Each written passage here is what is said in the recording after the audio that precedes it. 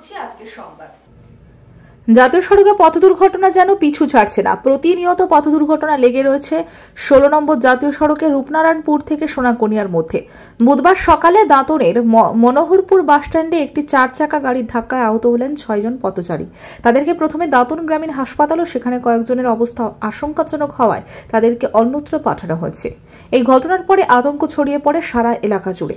জানা গেছে, কলকাতা থেকে ভুবনেশ্বর 4 চাকা গাড়িতে পরিবার নিয়ে যাচ্ছেন এক সরকারি কর্মী। পথিমধ্যে মনোহরপুর বাসস্ট্যান্ডে লোহার ব্যারিকেড রয়েছে, আর গাড়িটির দ্রুত গতিতে থাকায় তা নিয়ন্ত্রণ করতে না পেরে ব্যারিকেডে ধাক্কা মেরে পাশে থাকা ফলের দোকানে গাড়ি ঢুকে পড়ে। আর ফল দোকানের ব্যবসায়ী সহ ফল কিনতে আসা বেশ কয়েকজন গুরুতর আহত হন। এই ঘটনার পরে তাদেরকে উদ্ধার করে দাঁতন গ্রামীণ হাসপাতালে ভর্তি করা হয়। সেখানে একজনের অবস্থা আশঙ্কাজনক হওয়ায় তাকে অন্যত্র পাঠানো হয়। এই ঘটনার পরে এলাকায় ব্যবসায়ীদের মধ্যে আতঙ্ক ছড়িয়ে পড়ে। পরে দাঁতন থানার পুলিশ এসে অবস্থা আয়ত্তে আনে। বিশেষ করে একদিকে জাতীয় সড়কের কাজ চলছে, কোথায় গর্ত তা বুঝে ওঠার আগেই দুর্ঘটনা ঘটছে। পাশাপাশি রাস্তা ঘিরে এক ব্যারিকেড রয়েছে, যা দ্রুত গতিতে এসে সেই ব্যারিকেডগুলিকে নিয়ন্ত্রণ করতে পারছে না চালকরা। ফলে ঘটছে প্রতিনিয়ত দুর্ঘটনা ঘটনায় সাধারণ মানুষের মধ্যে আতঙ্ক দেখা দিয়েছে।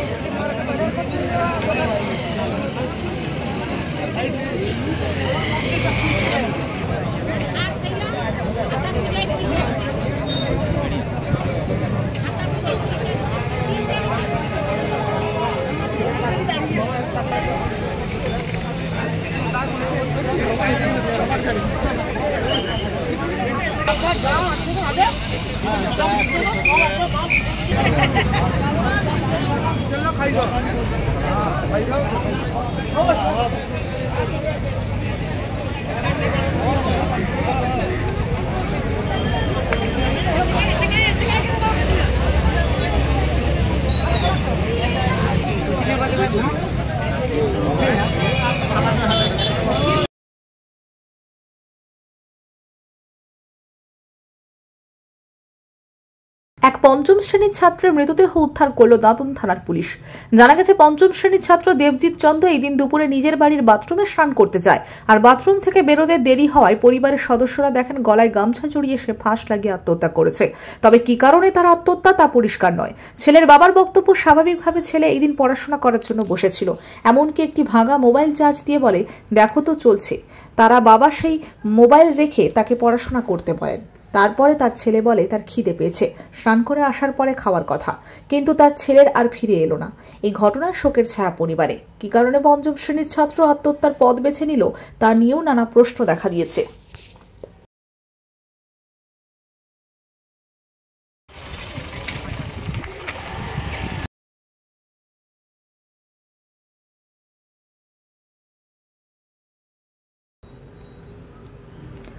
দক্ষিণবঙ্গের উপকূলবর্তী এলাকায় বেলা বাড়ার সাথে সাথে বিভিন্ন প্রান্তে হালকা মাঝারি বৃষ্টিপাত শুরু। পর্যটন শহর দীঘা সহ দক্ষিণবঙ্গের বিভিন্ন প্রান্তে বাড়তি সতর্কতা নেওয়া হয়েছে। সকাল থেকে আকাশের মুখ ভার। সেই সঙ্গেই বইছে ঠান্ডা হাওয়া। কোথাও কোথাও আবার শুরু হচ্ছে 2-1 পশলা বৃষ্টি। হাওয়া অফিসের পূর্বাভাস বলছে বুধবার রাজ্যের প্রায় সকল জেলাতেই ঝড় বৃষ্টির সম্ভাবনা রয়েছে। নিম্নচাপ ও প্রাক বর্ষার জেরে বাংলায় আপাতত দুর্যোগের পূর্বাভাস। উপকূলবর্তী জেলায় শুরু হয়েছে ভারী বৃষ্টি। আগেই জানা গিয়েছিল জুন মাসের প্রথম সপ্তাহে রাজ্যে বর্ষা প্রবেশ করতে পারে, তবে তার আগেই একটি নিম্নচাপ সৃষ্টি হয়েছে। আবহাওয়া দপ্তর সূত্রে জানা যাচ্ছে বঙ্গোপসাগরে সৃষ্ট নিম্নচাপটি ইতিমধ্যেই সুস্পষ্ট নিম্নচাপে পরিণত হয়েছে। আগামী 24 ঘন্টায় এটি আরও শক্তি বৃদ্ধি করবে ও গভীর নিম্নচাপে রূপান্তরিত হবে। বুধবার থেকেই দক্ষিণবঙ্গের উপকূলবর্তী জেলাগুলিতে ভারী বৃষ্টি শুরু হয়েছে। আগামীকাল ও শুক্রবার বৃষ্টির পরিমাণ আরও বাড়বে বলে পূর্বাভাস। শহর কলকাতা সহ দক্ষিণবঙ্গ ও উত্তরবঙ্গের একাধিক জেলায় অতি ভারী বৃষ্টি হতে পারে বলে খবর।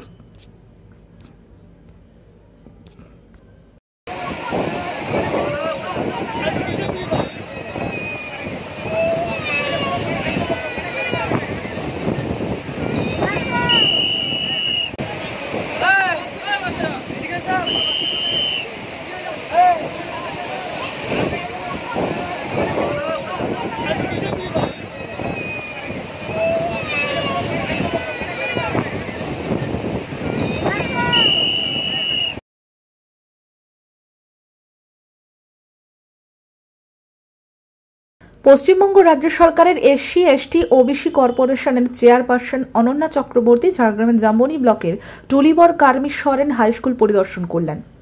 এদিন সঙ্গে ছিলেন ঝাড়গ্রাম জেলার প্রজেক্ট অফিসার পার্থ দে, ফিনান্স কর্পোরেশনের ম্যানেজার, জাম্বনি ব্লকের বিডিও দেবব্রত জানা সহ প্রমুখ আধিকারিকেরা। চেয়ারপারসন বিদ্যালয়ের পরিদর্শন করেন। এই বিদ্যালয় 2012-13 সালে সরকারিভাবে ছাত্রাবাস নির্মাণ করা হয়েছিল, কিন্তু সেই ছাত্রাবাস আজও অবধি চালু হয়নি। তা নিয়ে তিনি বিস্তারিত খুঁটিনাটি তদন্ত করেন। তিনি বলেন বিভাগীয় দপ্তরে তিনি রিপোর্ট করবেন যাতে বিদ্যালয়ের ছাত্রাবাস এবং অন্যান্য বিষয়গুলি দ্রুততার সঙ্গে চালু করা সম্ভব হয়। এরপরই চেয়ারপারসন বিদ্যালয়ের জমিদাতা কার্মি সরেনের বাড়িতে যান এবং তার পরিবারের সদস্যদের সঙ্গে আলাপচারিতা করেন।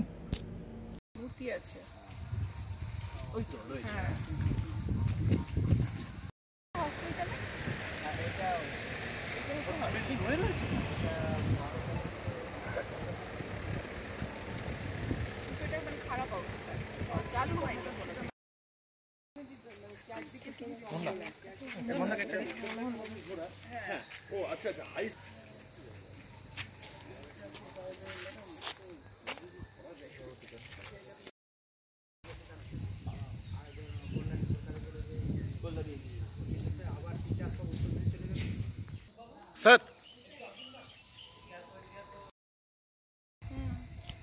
এখানে একটা মহাশয়দের মূর্তি আছে। ওই তো রয়েছে। হ্যাঁ, কেমন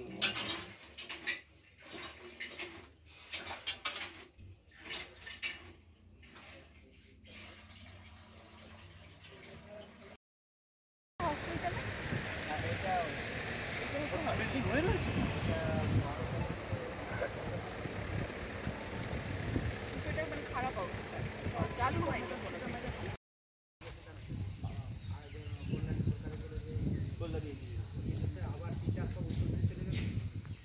স্যার কোন দপ্তর থেকে এসেছেন ম্যাডাম? আমি এসসি এসটি ওবিসি কর্পোরেশন থেকে। ম্যাডাম আপনার নাম? অনন্যা চক্রবর্তী। কার্বিশ্বরে নিয়ে এসে কি দেখলেন? দেখলাম যে স্কুলটা ভালোই চলছে, কিন্তু টিচার খুব কম। 10টা ভ্যাকেন্সি আছে। সেই টিচারের কথা একটু বলবো গিয়ে দপ্তরে, শিক্ষা দপ্তরে। আর একটা হস্টেল আছে, সেই হস্টেলটা কিভাবে আবার চালু করা যায়, একটা কমিউনিটি হল কিভাবে চালু করা যায়, সেই জন্য বিডিও এসেছিলেন, পিও এসেছিলেন, সমস্ত আধিকারিকরা এসেছিলেন জেলা থেকে। একটা সামগ্রিকভাবে প্ল্যান করা হয়েছে যাতে ভালো কিছু করা যায়। এটা হবে? হ্যাঁ, হবে, অনেকটাই এই বছরেই হয়ে যাবে।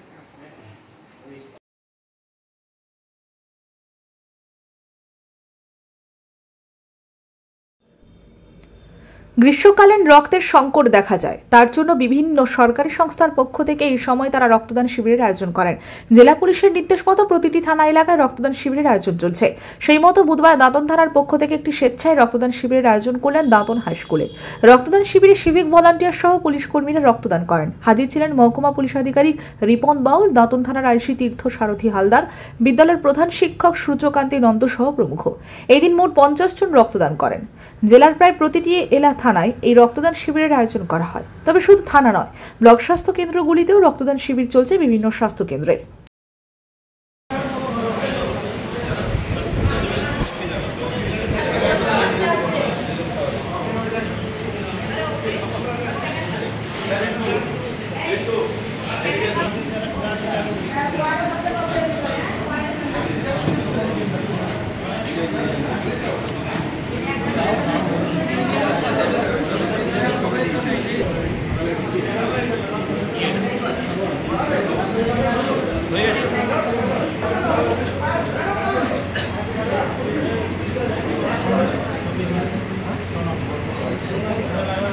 যারা ব্লাড দিচ্ছে না, যারা দিচ্ছে তাদের পাশে একটা করে দাঁড়াও আছে।